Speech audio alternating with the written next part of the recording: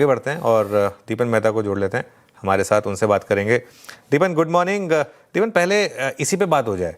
एक तरफ है एचडीएफसी बैंक, लगातार अंडर परफॉर्मिंग, न्यूज़ पे न्यूज़। कल की न्यूज़ को आपने कैसे रीड करा, और क्या व्यू रहेगा इस प्राइस पर, स्टॉक पर? अनुज, गुड मॉर्निंग और आपके शो पर इनवाइट करने के लिए बहुत बहुत धन्यवाद। देखिए, आई थिंक फॉलिंग मार्केट में कोई भी खराब न्यूज आता है तो थोड़ा जो फॉल है वो एग्जैजरेट हो जाता है, और वही हमने देखा है एचडीएफसी बैंक में। वैसे फंडामेंटल्स, फ्यूचर प्रोजेक्शंस, उनकी जो ट्रेजेक्ट्री है उसमें कोई खास फर्क नहीं होने वाला है because of the resignation of the chairman. थोड़ा सेंटिमेंट बिगड़ गया है आई थिंक, लेकिन आई थिंक एक दो महीने में it should recover loss ground. लेकिन मैं आपकी जो बात समझ रहा था अबाउट पीएसयू बैंक, एसबीआई है as compared to HDFC bank, मैं कंप्लीटली ये आर्ग्यूमेंट से सहमत हूँ।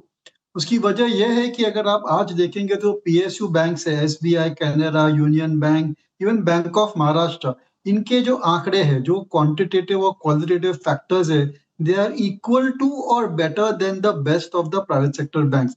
जैसे कि अगर आप देखेंगे कैनरा बैंक के जो एडवांसेस ग्रोथ है, उनकी एनपीए है, डिपॉजिट ग्रोथ है, कासा है, that is in many instances better than Axis Bank and in HDFC Bank, और it is equal to some of the other private banks.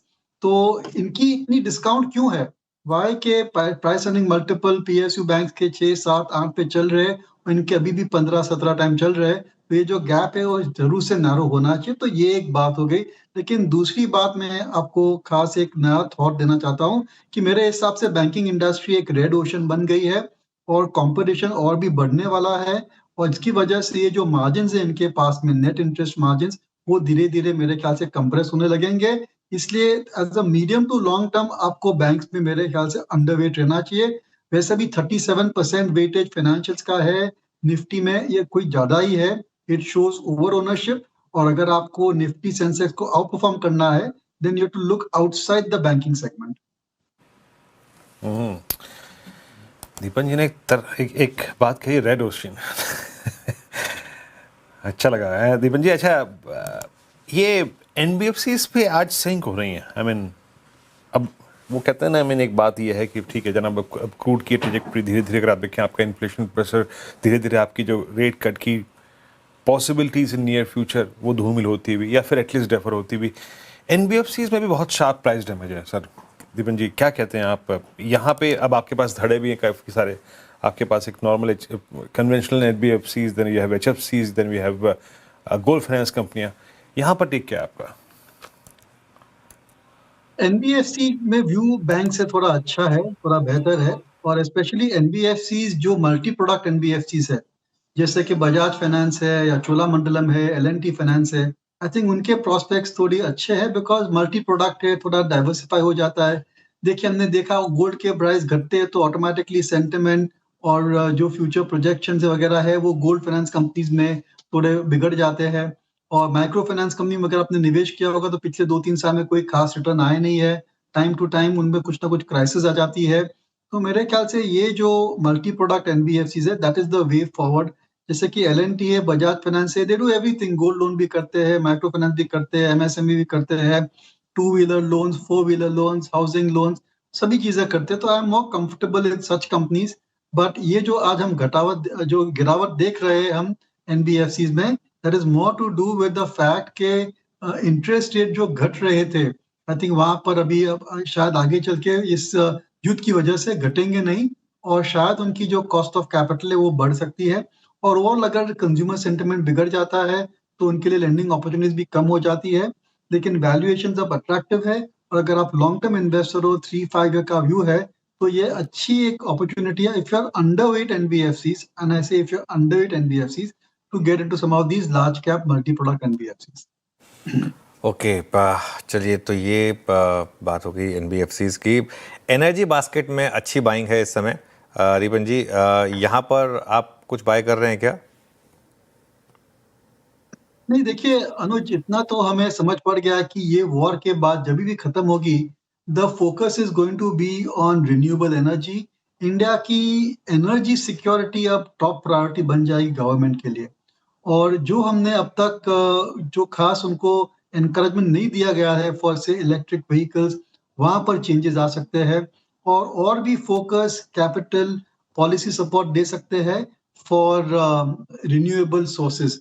इसकी वजह से मेरे ख्याल से जो सोलर इक्विपमेंट मैन्युफैक्चरिंग कंपनीज है या फिर विंड इक्विपमेंट मैन्युफैक्चरिंग कंपनीज है, वहाँ पर और भी अच्छे ऑर्डर्स आ सकते हैं, उनके प्रोस्पेक्ट्स और भी बढ़िया हो सकते हैं। और अच्छी बात यह है कि whether it is wind energy equipment और सोलर एनर्जी इक्विपमेंट, उनके वैल्यूएशन बहुत ही अट्रैक्टिव लेवल पर है और अर्निंग विजिबिलिटी 2-3 साल की अच्छी है because of bulging order book position.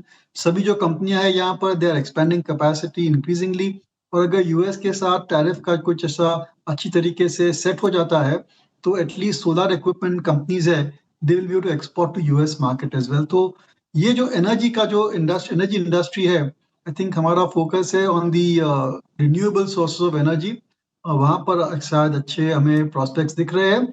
इसके अलावा आई थिंक 2-3 कंपनियां हैं जैसे कि एजिस लॉजिस्टिक्स है और एजिस दूसरी उस कंपनी एजिस वो पैक करके है, और वहाँ पर भी खास ध्यान देना चाहिए because they are facilitating import of LPG. तो शायद दीज कंपनीज आल्सो में बेनिफिट, शायद 1-2 क्वार्टर खराब हो सकते हैं but definitely I think government will relook at this entire energy infrastructure energy policy, और कुछ ना कुछ चेंजेस आ सकते हैं जिसकी वजह से इन कंपनी को फायदा हो सकता है। दीपन जी का एक बहुत कंस्ट्रक्टिव व्यू रहा है एक ऐसे स्पेस पे जो कि गम भुलाने के काम आता है, लिकर स्पेस, है ना दीपन जी? बहुत ही बढ़िया स्पेस है, हमें काफी पसंद है, लेकिन यूनाइटेड स्पिरिट्स में या फिर यूनाइटेड स्पिरिट्स का लिखा है नहीं, we have to go for home grown alcohol beverage company. मैंने कई सालों से यूनाइटेड बेवरेजेस और यूनाइटेड स्पिरिट्स में इन्वेस्ट किया, कुछ खास रिटर्न आए नहीं। I wish I had bought Radico Khaitan या फिर पिकाडिली या फिर Allied Blenders, I think they have given superior returns, और not just in stock market लेकिन एक्चुअल मार्केट में भी आप जाएंगे तो the Indian alcobev companies are really gaining, going from strength to strength, और मार्केट शेयर गेन्स हो रहे हैं वहां पर। तो ये जो सेगमेंट है ऐसे खराब मार्केट में डाउन इन्वेस्टमेंट थीम एफएमसीजी बेच के अल्कोबेव कंपनीज ले सकते हैं, और जैसे मैंने कहा रैडिको खैतान है, पिकाडिली है, एलाइड ब्लेंडर्स है, और अगर आपके पास हाई रिस्क प्रोफाइल है और आप हाई रिस्क टेकिंग एबिलिटी है तो एक और आइडिया मैं देता हूँ आपको, usual disclosure we and our clients are invested, वो है तिलक नगर इंडस्ट्रीज। और तिलक नगर इंडस्ट्रीज ने पूरा पिवट किया है from whatever they were manufacturing into जो उनके इंपीरियल ब्लू जो उन्होंने विस्की खरीदी है, it's the 3rd largest brand in the world, और ये जो है एक नई ग्रोथ इंजन बन गई है तिलक नगर के लिए, लेकिन बहुत सारा डेट लिया है, तो execution is important and making sure that they are able to service that debt is important. तो ये एक high risk high return stock है हमारे हिसाब से। तो अगर ये जो उनकी पिवट है टू विस्की अगर वो सक्सेसफुल हो जाती है तो बाकी की जो उनके जो चैलेंजेस है on the legal side on the brand side वो शायद सॉल्व हो जाएंगे। ओके चलिए दीपन जी बहुत बहुत शुक्रिया आज हमारे साथ जुड़ने के लिए। मीनवाइल रुपये में गिरावट ज़बरदस्त हो रही है, अब 61 पैसे कमज़ोर हो चुके हैं हम। और देखिए क्या होता है, एक